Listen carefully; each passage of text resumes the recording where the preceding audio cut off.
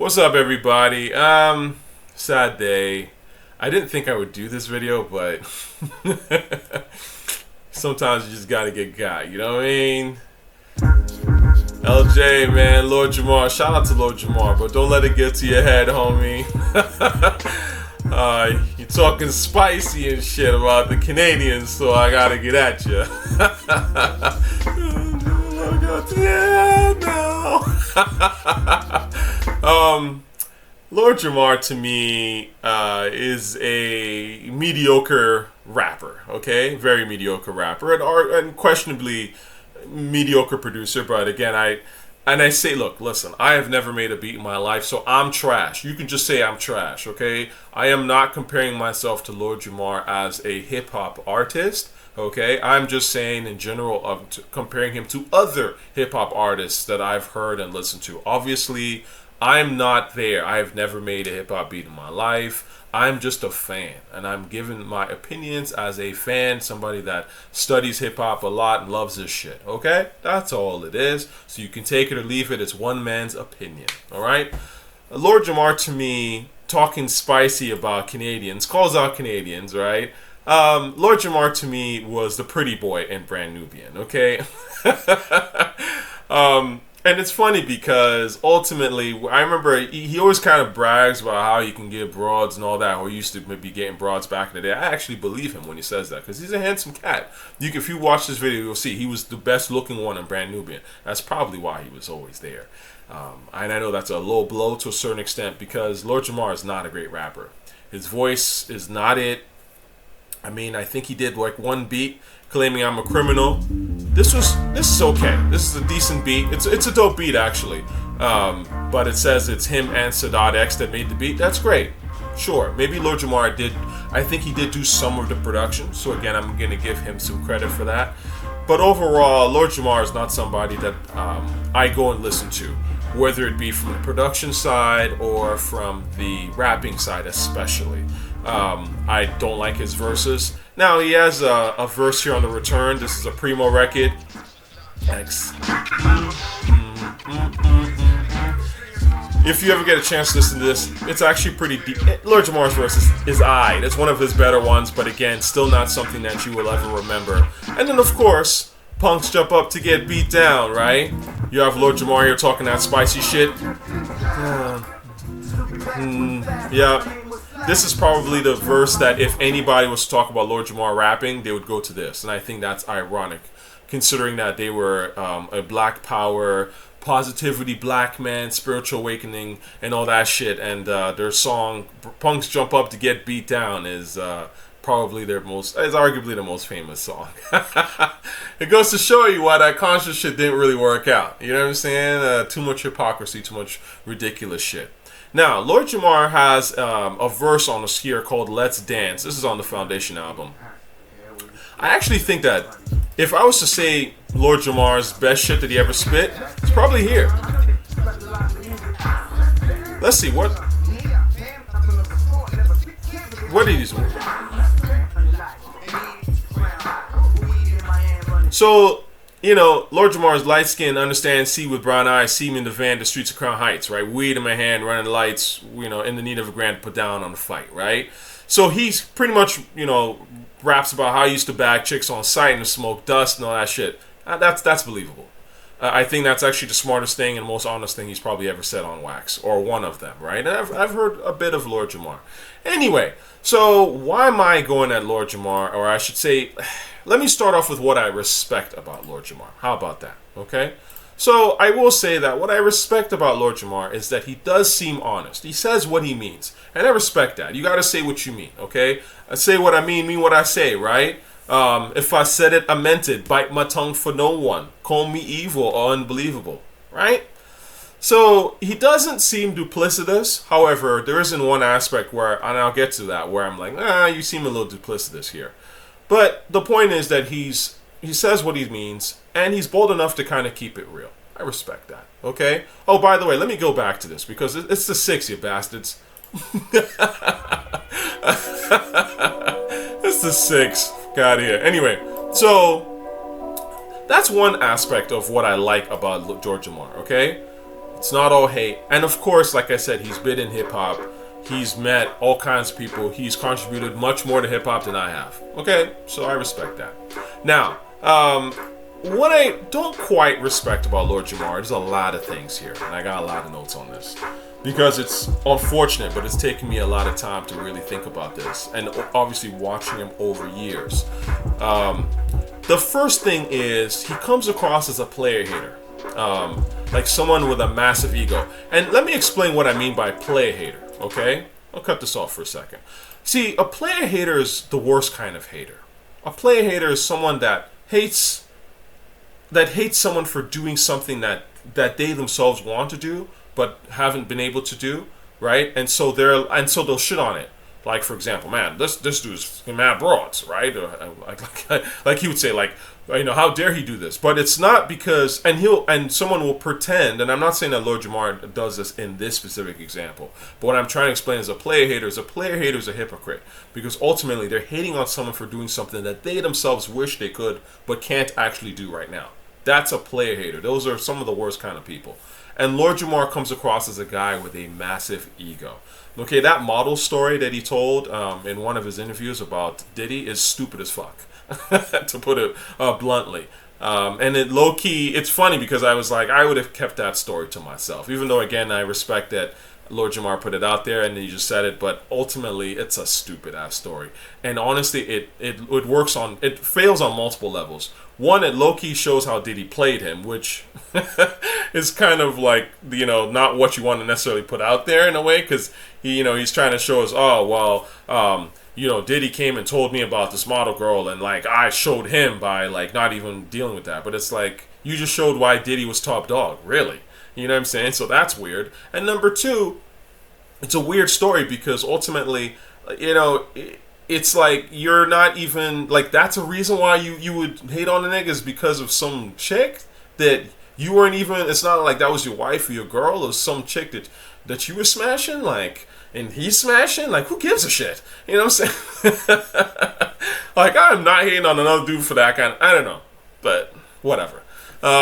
So that model story is mad stupid and just full of ego. And to me, like, if that's the reason why you have an issue with Diddy, or when you noticed that Diddy was a problem or whatever, it's like, really? So it wasn't like any of the actual stuff. It wasn't, the fact that, like, when Diddy, for example, I think he was working a festival or an event at Howard, and I think that led to like the trampling of deaths of people. Like, you didn't have an opinion on that, but you have an opinion on some chick broad that you were dealing with that Diddy was also smashing. Like, that's your issue? See, that's the weird shit. I remember seeing another interview where when they asked Lord Jamar if there was someone he worked with that he admires in hip hop, he first said myself. Well, ego. That's that ego shit. And then he talked about Peter Gabriel. Like, Peter Gabriel, really, my nigga? Like, you know what I mean? I respect Peter Gabriel, don't get me wrong. But again, it's like, we're talking about rap here, okay? Like, let's be honest. Like, we're not trying to hear about no Peter Gabriel. And the fact that this dude literally, leapfrogged over all the hip-hop people that he probably respects or wishes he was, and started talking about Peter Gabriel, is like, oh, okay. That's an arrogant motherfucker. You know what I'm saying? He probably thinks he's up there with Nas, like, in his mind or some shit, or he could be on that level or some shit. Like, that's how it comes across. I'm not saying that he thinks this, but when you do shit like that, it makes people go, what's up with this dude? The other things I don't like about Lord Jamar is that he's not exactly the brightest guy. He almost comes across, and I hate to say it, as a pretty boy that wants to seem deep. Okay? And his hip-hop takes are questionable sometimes. I mean, a fair amount of times they're on point, because some of the stuff he says, like, for example, by Eminem, is like super obvious. It's like, it's so obvious, it's almost not even worth discussing. Right? And that's obviously when, Lord Jamar came out and started talking about it, and people are like, oh my God, but it's like, this is shit that is so fucking obvious. And I'm sure, like, in hip-hop circles, we've been saying this type of shit, or at least been thinking this kind of stuff. But I find that in particular, like, I'll listen to Lord Jamar talk about rap, even if I don't necessarily agree, but I'll listen to it because he's a hip-hop dude, and he's in the hip-hop space, right? That's what he's qualified to talk about. But when he starts talking about other shit, like politics and girls or whatever, I'm like, oh, shut the fuck up, man. Like, you don't know what the fuck you're talking about.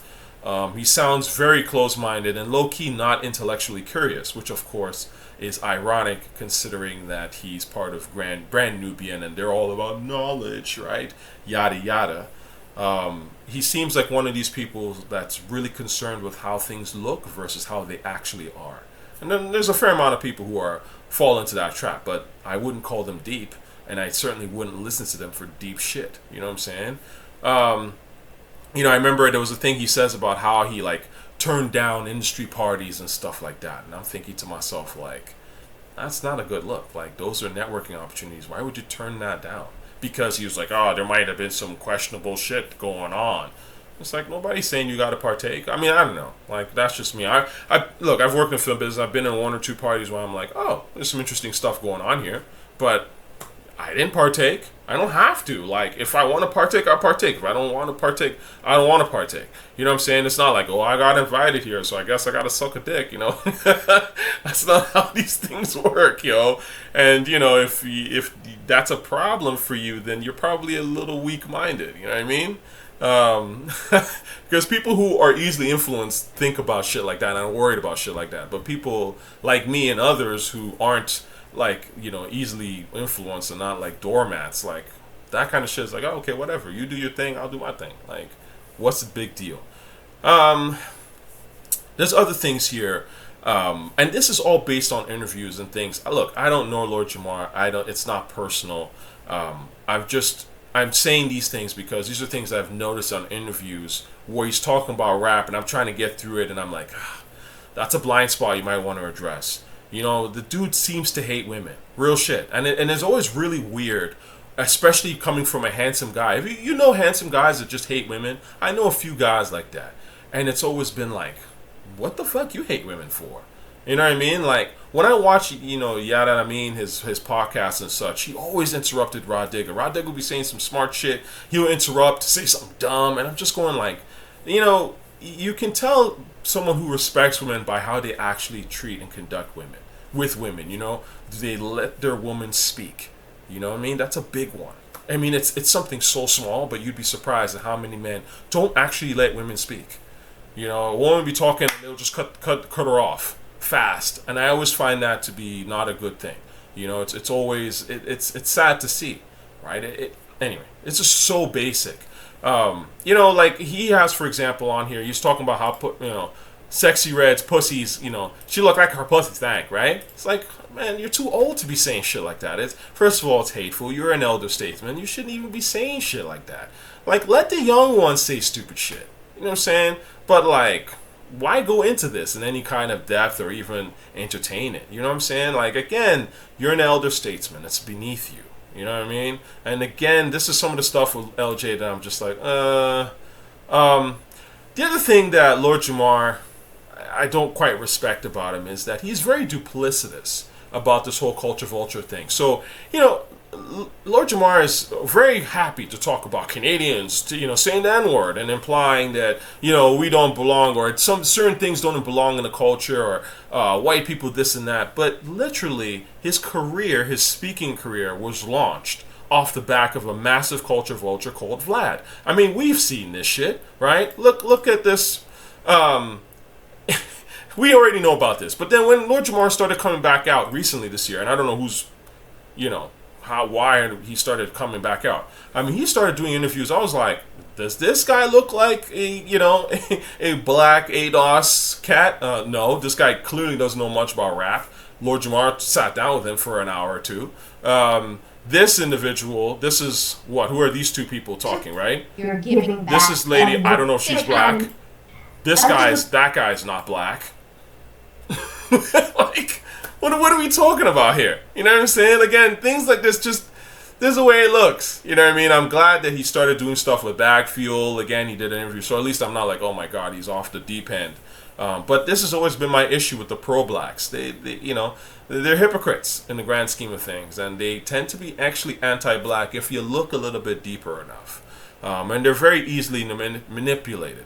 I will say, though, one thing that was mad funny about this particular and I watched this actually, was they were at one point Lord Jamar, going back to conscious people, Lord Jamar was like, I don't really watch the news. You know, all of them were like, we don't really watch the news. And now it's like, you don't watch the news. Like, then you sound stupid as fuck. Like, like, where do you get your information from? Like, you know what I'm saying? I'm not saying you should only watch one outlet of the news. A smart person watches multiple channels, or at least gets their information from different sources. So at least, and different legitimate sources, not different bullshit sources, okay? Smart people can figure out what the difference is, okay?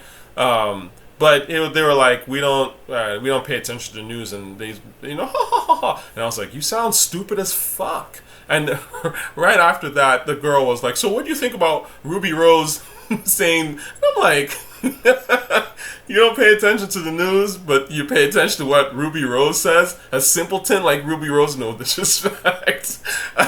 Well, I mean, that was disrespectful, but my point is, like, who gives a shit what Ruby Rose thinks? You know what I'm saying? Clearly, you're paying attention to news. You're paying attention to Ruby Rose news. Ruby Rose news. Say that fast, you know? So I can't take that shit seriously. I just can't take the fake deep seriously. It's always mad dumb to me. But that's one side of it. Now that Lord Jamar has put his hat into the ring and really talking that spicy shit, well, you know, he has an opinion on the whole Kendrick Lamar Drake thing. That's okay. You're allowed to have an opinion. So let's start off with some of the things that he said on this platform. And okay, now I do have some notes here. I think he first makes this point about Drake being artificial. I'll play a tad of it. I'm sure I'll get a strike. Well, you did say genetics, right? Right? So what did you say? You can't go against... What did you say? You can't go against genetics. You can't go against biology. You can't go against nature. Nature, whatever. Artificial flavors, artificial colors, artificial... Probably Drake. Artificial flavors, artificial colors, artificial... Everyone's always got Drake on their lips. You know what I'm saying? It's artificial everything. Who's an artificial rapper? Everyone's always looking for beef, okay? I'm curious now, because it's like... Black people talking, or is it just Lord Jamar? Okay, so now Drake, right? Now, what he says about Drake, he was like, if AI created a rapper, it'd be Drake. I actually agree with that. I think that's true on some level. Drake is the great aggregator. I said this a long time ago. Feel free to borrow my slang. I'm the realest commenter on YouTube, so it's all good. But yes, Drake is the great aggregator. But he loves music. I mean, I guess I get a sense that he does. I've seen videos of him in the UK hanging out and, you know, dancing or listening to Afrobeat, whatever. You can tell that Drake gives a shit. Now, I'm sure some of that is also business, where he's just like, look, listen, this is the new age. You got to be, you know, sharking waves, and to stay relevant, you got to do this, do that. And the truth of the matter is that hip-hop artists should always be paying attention to what other people are doing, especially in other genres, right? I mean, Drake's doing, in my opinion, what other rappers should have been doing. I'm not talking about making pop music or making stuff that's not hip-hop. I'm saying being out in those clubs and paying attention to what the new shit is, right? And when rappers were making great shit, they were doing that. They were outside all the time. When they stopped going outside and they, you know, were doing other things, then they started to fall off because they lost a sense of what was going on and kind of how to follow when someone does something new and innovative and try to add that to your repertoire, because that's what you're supposed to do, right? You're supposed to get better. It's not like you're supposed to necessarily copy people, but you're supposed to be paying attention to what's going on and adapting. What I think is really interesting about that whole, Drake is artificial, my thing is, well, Kendrick does this exact same shit as Drake, actually. Drake is, or I should say Kendrick is the great aggregator, except the difference is that Kendrick aggregates old shit, stuff that you're like, oh, it's respected, because it's all about write-ups and narrative for Kendrick. So he'll aggregate older respected music like jazz, funk, rock, probably classical. I'm surprised he hasn't come out with a classical album yet. You know what I'm saying? And then you're like, talking about Drake is, you know, we don't know who Drake is. He has an accent here, and then he's Yardman here, and, you know, and whatever. But it's like, well, I don't know who Drake, or I should say, I don't know who Kendrick is either. Is Kendrick gang? Is he a quiet Compton kid in his room? Is he a jazz prodigy, a Hebrew Israelite, a police spokesperson, an ADOS activist, an LGBTQ ally? Like, who is this nigga? So again, like, all these things you talk about, we don't know who Drake is. Actually, you know a lot more about Drake, and I would argue Drake's image is far more consistent. You know where Drake grew up. You knew how Drake grew up. I mean, people focus on these things, We don't know if Kendrick is even part of a gang. Like, I saw something on Vlad where Mob James was talking about, well, we don't know if Kendrick has claimed Pyru or whatever, something to that effect. It's like, we don't know shit about Kendrick, actually, because Kendrick plays it very, very vague, right? It's like he's from Compton. He may have killed a man, but he didn't. He was outside, but he really wasn't. Who is Kendrick? Kendrick is whatever you want him to be, as long as, of course, he hates Drake, right? And that's the whole point. Anyway, the other thing I thought was mad funny about that particular part of the interview is that Lord Jamar admits to listening to Drake before Kendrick and has never listened to a Kendrick album in full. Ain't that the truth? Oh my God. And he also recognizes that Kendrick may or may not be moving funny style. Now, let's see here. There's another highlight on this particular interview that I thought was kind of funny. Where's around here somewhere, I think. Yeah, I see what you mean. Like even, but he went off though too. Yeah. When he changed his voice, he really went off. That's another thing. I don't like voice changers. That's fact. I mean, again, that's basic hip hop shit. When I said it, people were like, "Oh, what are you talking about?" Yeah, man, we don't like that shit. Who the fuck listens to nobody's listening to that shit, man. Hip hop dudes don't want to hear that bullshit. Okay, you got to be consistent. You got to say, like, again, you can have a charisma to your flow, but when you're doing all that voice up and down shit, that's Nicki Minaj shit. That's Eminem type shit. You know what I'm saying? It's pop. We already know what that's about. Okay, so yeah, I agree with him. What I thought was also funny in that same interview, he talked about how he semi liked Kendrick's 616 in LA because it had Al Green in it. I mean, and this is typical old head shit. Okay, old heads like something because they're familiar with it. That's it. It's not like they like the new version or they like the song or they even listen to the song. They're like, oh, I recognize something, right? That's some washed up old head shit. Right? Like, at the end of the day, you should, even if something's unfamiliar to you, you should still be able to listen to it and take it all in. But when you're washed, you don't do that. You just look for stuff that's familiar. So, yeah. Now, we come up to the infamous, or I should say, well, not quite infamous, but infamous for me, Art of Dialogue, where Lord Jamar's talking that spicy shit, and I think he makes a lot of bold claims. I think I've made a comment here. Lord Jamar's forgetting basic history. From what I'm told, Bridges Over was a bridal party song. Well, I was told, and you can hear it. In fact, it's pretty much the rule book. Drake did the same shit with Back to Back, and then you have a bunch of responses from idiots. But the point is that Lord Jamar says a lot of stuff in here that I'm like, whoa, like you're now going a little like off the fucking deep end here. Okay, so I guess we'll start off with let's see here. Let's start off with here. You know that they're not like us. Now I must say though, that song, I don't ever think I've seen this kind of reaction from a battle song. Okay. Ever. Now, he's right and he's wrong. I would say actually he's mostly wrong. And the truth of the matter is this. I want to talk about this very briefly. Okay. We live in a very different time. Okay. Everybody is going to say like, yo, look at how big it is. Like, it's Billboard #1 and stuff like that. It must be the biggest diss ever because it's on Billboard and it's streamed. And, like, you know, people are making video games based off it.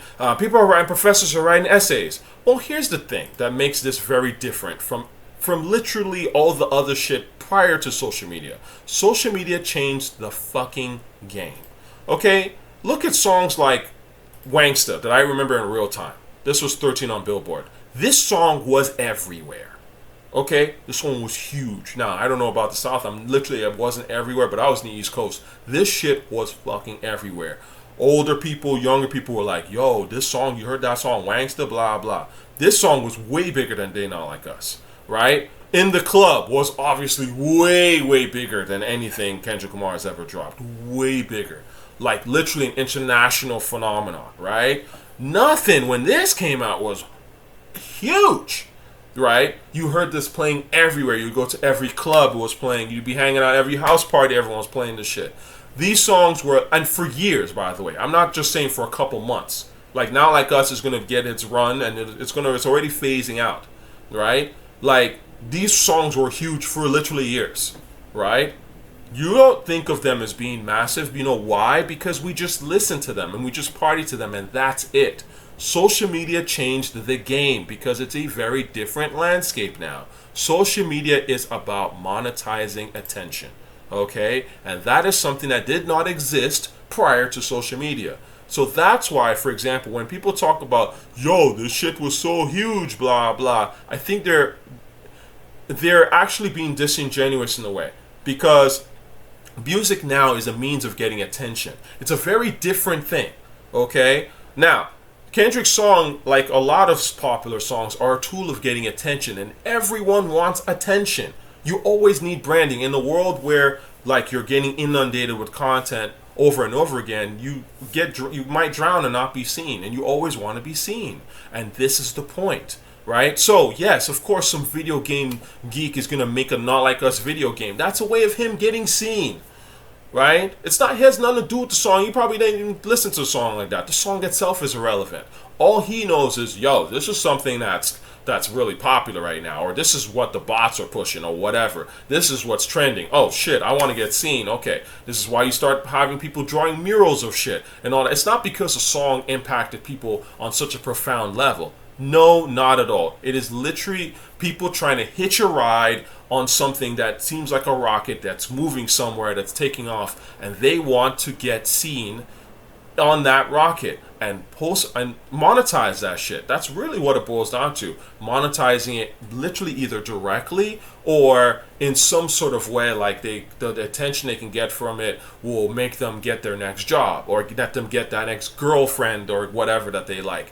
That's the difference. So when you talk to me about, yo, this shit's so popular, it's the biggest diss record ever. No, it's not. No one's listening to this shit. No one's really sitting down and being like, wow, these bars are so crazy, and wow, I'm so amazed by this song itself. People are talking about all the periphery shit, the narrative. Yo, look who else has mentioned this about the song, or look who else is jumping on this rocket ship. Who else is jumping on the Not Like Us hype train? These are two different things.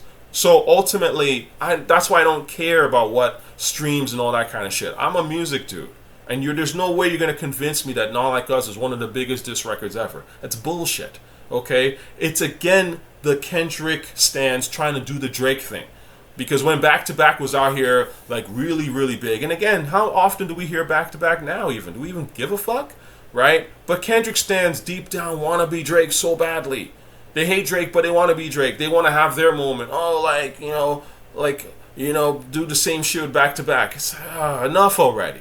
So, that shit to me was goofy. Now, of course, what makes this video extra goofy is when Lord Jamar starts talking about, oh, this is a classic? Oh, they're going to be like, it ain't minor. Like, you know what I mean? Like, wop, wop. They're going to be doing all of that. Right, wop, wop, wop, right? Remember I told you Kendrick? Go back to my You're Not the Only One Who Think Kendrick Sucks video. All Kendrick is about wop, wop, wop, wop. Yeah, right? He ain't not like us. They ain't like simple shit. No bars, ad-libs, sounds, dumb shit. Juvenile shit. Eminem 2.0, right? Now, are we really going to call something like this a classic, Lord Jamar? Be honest here. Okay, he's calling it attention. He's calling it classic for attention. And again, Lord Jamar is part of this new economy of monetizing attention. He's being an attention whore, right? And this is again the kind of old heads that say Kendrick's doing something great. It's really a moment for them to get some fucking attention. And that's the irony of it, is that I see these interviews. At least Lord Jamar is honest and say, I don't even listen to Kendrick like that. So you're giving an opinion on an artist that you don't even listen to like that. I've listened to more Kendrick Lamar songs and albums than Lord Jamar ever has. I know way more about Kendrick's music than Lord Jamar ever has. But Lord Jamar is the one calling Kendrick, a great rapper for his time, or this is the top 5 diss record. You see how like this shit disconnect? It doesn't really make no sense. And so this is why I'm saying that you can't talk about the bigness of a record, okay? Social media literally is about monetizing attention. And that's why the way we share music is completely different. I was never a big fan of when they started doing the streaming thing and making it gold and platinum and all that stuff, because again, that's the old system. It's weird because it's like we don't share music at all the same way that we used to, right? That is that's a dead era, okay? The era of people buying records and stuff, that shit has gone, right? Like in that sense, right? So why use the same metrics? But they use the same metrics because it's all about delusions of grandeur, right? If you have enough number one botted streamed hits, you might be as great as Michael Jackson, you know? I mean, that's how you sell it to the young folk, right? Because you want to appeal to their sense of arrogance, right? And importance. Even though we all know deep down that none of them will ever come close to being as important as Michael Jackson, sadly. And not because they are incapable of being as great as Michael Jackson, but because of the fact that they simply do not want to put in the effort, and the business doesn't want to help them become that, right? The business just wants to cash out, on their low self-esteem real fast, and boom, and on to the next thing. And the people cashing out on these young rappers are old people, older than me, right? Old heads. But y'all don't want to hear that though. What else has Lord Jamar talked about this? Obviously, you know, he also says that this is like a classic song, but it's like the softest beef. Again, if you watch that video, it doesn't make any sense. Something can't be a classic record even though the beef itself was soft. I mean, you know, that shit's stupid, man. And, you know, he also says that in the moment he couldn't think of any other disses. I'll play a tiny bit of this. Let me see here. He's like, I can't really think of any other disses. I can't necessarily think of two other ones that are necessarily better that come to mind. Really? Come on, man. That's some casual shit. Okay? Off rip, if you ask me, yo, disses. Great disses. Obviously, The Bridge Is Over, Ether, Takeover. That's 3. Real easy. I would say The Bitch News, Common Sense, real easy. Malcolm X, Worst of 5'9". I wouldn't necessarily say that's top 5, but that's just off the top of my head. Obviously, we've talked about No Vaseline being a dope diss. Or Hit 'Em Up. What else can we talk about? There's been a fair amount of disses. You know what I mean? Like, there's more, right? Like, you can just come up with this shit pretty fast, you know? So for him to just say, like, well, I can only really think of 3, like, you know, who shot you, right? That's sort of, right? But for him to just be like, well, I can't really think of anything more. I was like, really, what? Like, come on, man. That's the thing. Lord Jamar says some stuff sometimes that make me go, The last thing I'm going to point out, again, talking about Canadians saying the N-word. Look, listen, y'all can have that. Like, I don't even necessarily care. I'm not going to fight over that kind of shit. But I will say this, though. I do think, again, it's really interesting how some Black Americans, not all of them, don't realize that the Black Canadian experience and the Black American experience are very similar in a lot of ways, probably in more ways than they are different. Okay, we have the same population, essentially. You know, the same. There's 70% of white people in the U.S. 70% of white people are in Canada. You know what I'm saying? Mass incarceration rates, poverty rates, the whole nine. Police, it's the same shit. Okay.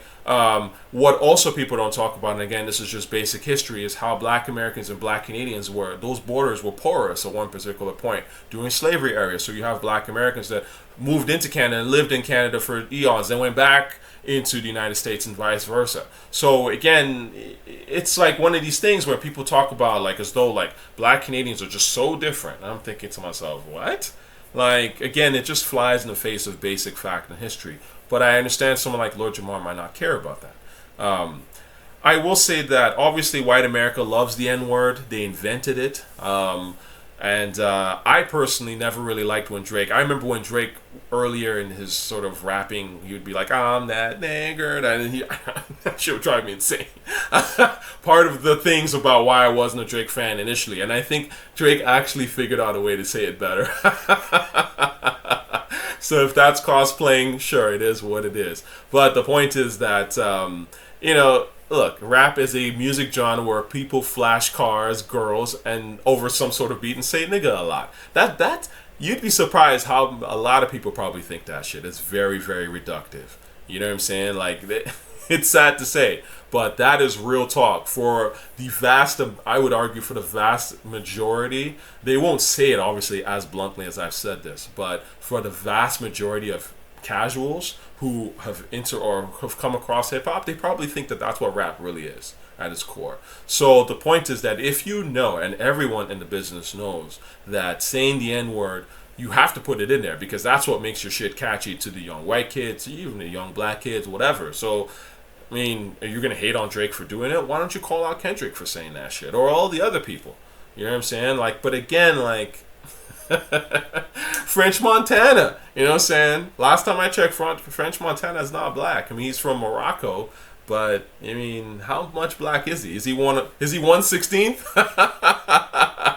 Is he 1/16th black? I mean, come on, you don't even want to go into the history of Morocco and black folk and Jewish folk. You don't even want to go there. And shout out to all my Moroccans. You know, again, I got no hate in my heart. I know a fair amount of them. I grew up in Saudi. I fuck with cool people. But again, let's call a spade a spade.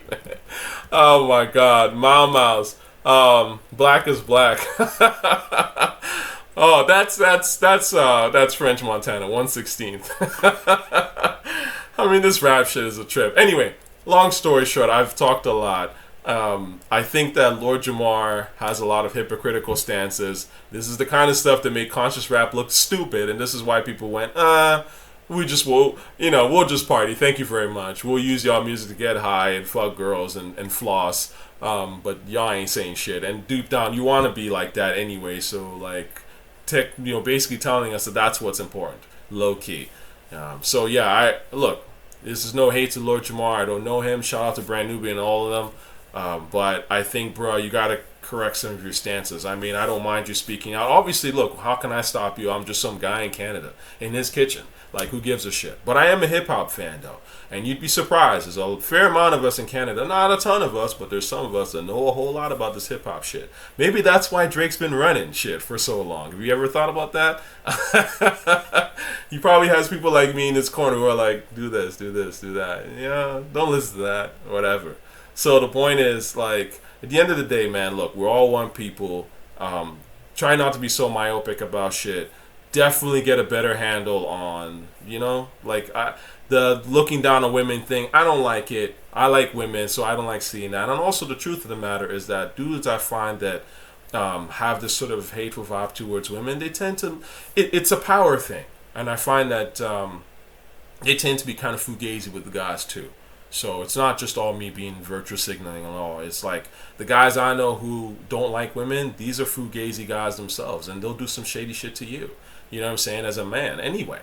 You know what I mean? So anyway, the point is, you're not the only one that thinks Lord Jamar's opinions on some of this stuff are trash, or that Lord Jamar has been out of pocket. And so on that note, I say peace, good night, and think twice. Bye.